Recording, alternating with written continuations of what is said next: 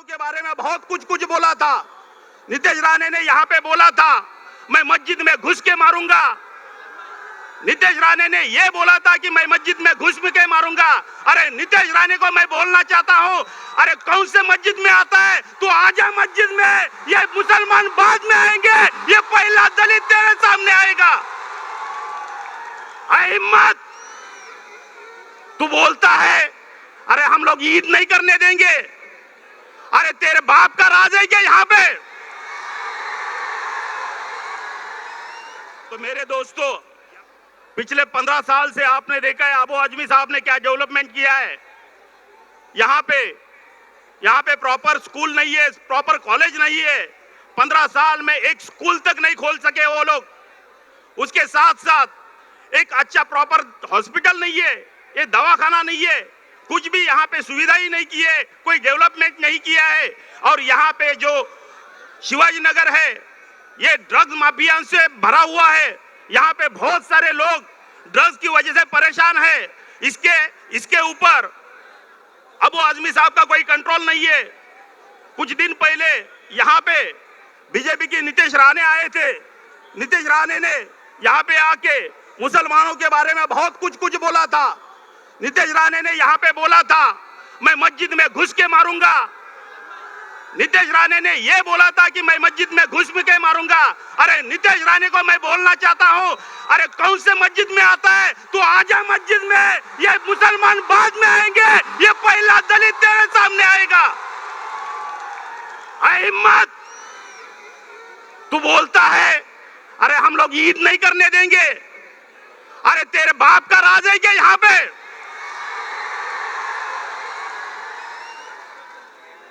यहाँ पे ईद भी होगी। और मैं नीतीश राणे को बोलना चाहता हूं, कौन से मस्जिद पे आता है तू पहले बता। तेरे जितने भी लोग हैं सबको लेके आ, अपने पैर से आएगा, अपने पैर से वापस नहीं जाएगा। है हिम्मत। अरे बोलना बात अलग है और प्रैक्टिकली का बात करना अलग है। अरे बोल सकता है तो, हिम्मत है तो करके दिखा, फिर देखेंगे मुसलमान और दलित क्या होता है, ये तुझे पता चलेगा। यहाँ पे नवाब मलिक साहब इलेक्शन लड़ रहे हैं। जब नवाब मलिक साहब जेल में थे, पूरा मुसलमान दलित उनके लिए रास्ते पे आंदोलन कर रहे थे। हम लोग कोशिश कर रहे हैं कि नवाब मलिक साहब जल्दी से जल्दी बाहर आ जाए। जैसे ही नवाब मलिक साहब बाहर आए, बाहर आने के बाद सीधा बीजेपी की गोद में जाके बैठे। आज नवाब मलिक साहब किसके साथ है? नवाब मलिक साहब किसके साथ है मालूम है आपको? आज नवाब मलिक साहब बीजेपी के साथ है। उन्होंने बीजेपी को बोला है कि ऐसा करो, आप मुझे समर्थन मत दो, अगर आप मुझे समर्थन दोगे तो फिर मुसलमान मुझे वोट नहीं करेगा। इसीलिए नवाब मलिक साहब के कहने पे ये बीजेपी बोल रही कि हम उनको समर्थन नहीं दे रही है। अरे शिवाजी नगर के आवाम पागल नहीं है, शिवाजी नगर की आवाम सब समझ गई है। शिवाजी नगर आके आवाम को सब कुछ पता है। ये कुछ दिन पहले बोला कि मैं जीतने के बाद बीजेपी के जहां पे बैठते हैं बीजेपी के एमएलए वहां पे जाके बैठूंगा। इसका मतलब साफ साफ है, इसका मतलब साफ साफ है ये नवाब मलिक साहब बीजेपी के हैं। और रही बात शिवसेना शिंदेगढ़ के जो बुलेट पाटिल है, उनके नाम में ही बुलेट है, उनका दहशत है। और जब अतीक सर जीत के आएंगे ये सब की दहशत खत्म हो जाएगी। मेरे दोस्तों, मैं यहां से ऐलान करता हूं कि आप सब लोग अतीक सर को वोट देंगे क्या? अपने हाथ उठा के बोलो, आप अतीक सर को वोट देंगे क्या? यहां पे मानखुद में हर बच्चा, हर मेहमान अपने चाचा को, अपने अम्मी को, अपने अब्बा को, अपने दोस्तों को, अपने पड़ोसियों को बोलेगा कि सिर्फ पतंग का बटन दबाना। आपने देखा है कि अतीक सर यहाँ पे एजुकेशन का काम करते हैं, इसलिए उनको सर बोला जाता है। इसलिए उनको सर बोला जाता है। और मुझे पूरा यकीन है आतिक सर यहां से जीतने वाले हैं। यहां से जीतने के बाद अगर मुंबई में अगर कोई पहला स्कूल होगा तो आतिक सर यहां पे पहला स्कूल चालू करेंगे। मेरे दोस्तों,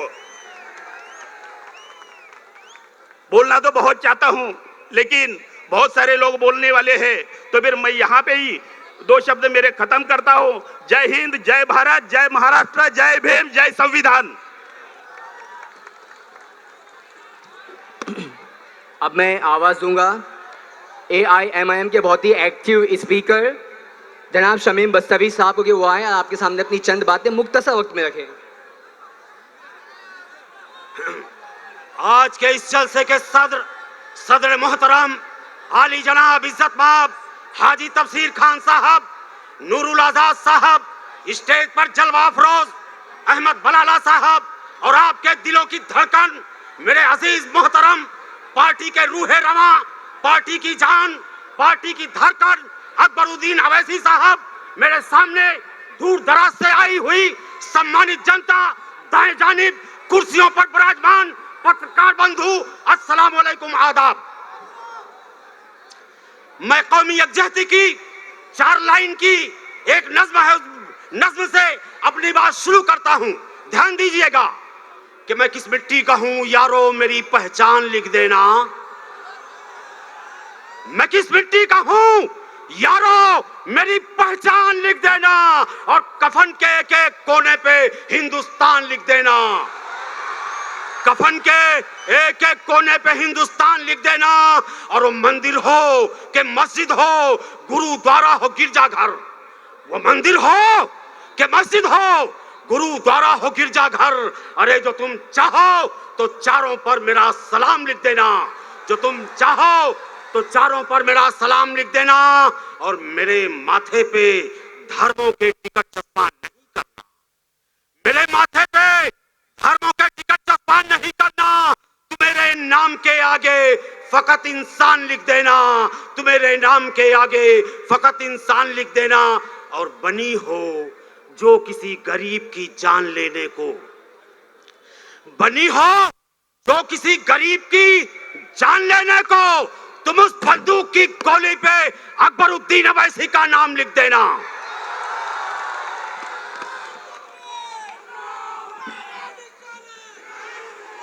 अजीजाने मिल्लत, मिल्लत इस्लामिया के पास बानो, कौमों के वरूज सवाल का सबब बनने वाले लोगों, हैदराबाद की सरजमीन से चलकर आपके दरमियान में पहुंची मजलिस इत्तेहादुल मुस्लिमीन आपसे यह कहने के लिए आई है कि क़यादत नहीं तो इंसाफ नहीं, नेतृत्व नहीं तो न्याय नहीं, नो चीफ नो जस्टिस। अजीजाने मिल्लत, किसी मुफक्किर ने कहा था कि कौमों के वरूज सवाल का सबब बनती है सियासत। जो कौम सियासत से हट जाती है वो कौम मजबूर लाचार हो जाती है। मेरे दोस्तों, मेरे नौजवान साथियों, मैं आपसे हाथ पैर जोड़ता हूं। मेहमान आए हैं हैदराबाद से, कुछ तो लिहाज करो मेरे दोस्तों, कुछ लिहाज करो। हाथ पैर जोड़ता हूं मेरे दोस्त, थोड़ा सुन लो प्लीज प्लीज।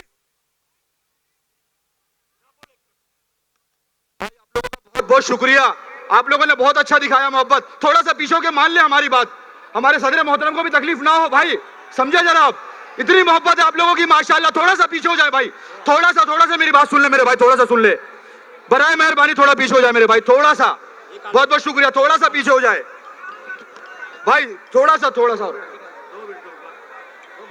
जल्दी जल्दी प्लीज प्लीज प्लीज प्लीज। दोस्तों, हमने 15 साल पहले समाजवादी को वोट दिया था। उस शख्स ने हमसे एक वादा किया था कि हम जुल्म के खिलाफ आवाज उठाएंगे, लेकिन जब उसने जुल्म के खिलाफ आवाज नहीं उठाया तो मैं दुनिया की सबसे बड़ी किताब को खंगालने की कोशिश किया। मैंने कलाम पाक की एक आयत को पढ़ा। कलाम पाक दुनिया का वो संविधान है जो दुनिया को चलाने का रास्ता बताता है। दुनिया का सबसे बड़ा संविधान कलाम पाक, दुनिया का सबसे बड़ा चीफ जस्टिस कलाम पाक, दुनिया का सबसे बड़ा लॉयर कलाम पाक, दुनिया की सबसे बड़ी अदालत कलाम पाक, दुनिया की सबसे बड़ी लाइब्रेरी कलाम पाक, दुनिया का सबसे बड़ा मुफक्किर कलाम पाक, दुनिया का सबसे बड़ा स्कॉलर कलाम पाक, दुनिया का सबसे बड़ा मुहक्किक कलाम पाक, और दुनिया की में सबसे ज्यादा पढ़ी जाने वाली किताब कलाम पाक का ये जिक्र, अम्र बिल मारूफ व नही अनिल मुनकर, और तुम नेकी का रास्ता बताते हो, बुराई को ताकत से रोकते हो। तो अबू आसिफ आज़मी साहब, मैं आपसे पूछना चाहता हूं, 15 साल हो गया, फिर गोवंडी के अंदर चरस, गांजा, अफीम, कोरेक्स, बटन, ये सब इनका तांडव क्यों मचा हुआ है? याद करो, अगर इन सारी चीजों को हटाना है तो अतीक खान को लाना होगा। मेरे दोस्तों, आपको अवैसी, असदुद्दीन अवैसी जैसा लीडर पैदा मिलने वाला नहीं है। मैं आपको असदुद्दीन अवैसी साहब के बारे में बता देना चाहता हूं, कोई हिंदुस्तान की सरजमीन पर कोई ऐसा लीडर पैदा नहीं हुआ जो संसद के अंदर 543 सांसदों के बीच में खड़े होकर कह दे कि मैं बाबा साहब भीमराव अंबेडकर को गांधी से बड़ा लीडर मानता हूं। कोई माई का लाल आज तक ऐसा लीडर पैदा नहीं हुआ जो संसद में खड़े होकर कह दे कि नारे तकबीर, जय भीम, जय भीम। कोई माई का लीडर ऐसा पैदा नहीं हुआ जो एनआरसी के लिए, एनआरसी के खिलाफ आई हुई बिल को अपने पैरों से रौंद दे। मेरे दोस्तों, वक्त बहुत कम है, मैं इस शेर के साथ अलविदा कहता हूं कि प्यास कहती है चलो रेत निचोड़ा जाए, प्यास कहती है चलो रेत निचोड़ा जाए। अब अपने मुकद्दर में समंदर नहीं आने वाला और अपने काबा की हिफाजत करनी है हमें। अब अबाबिलों का लश्कर नहीं आने वाला। अस्सलाम वालेकुम, खुदा हाफिज।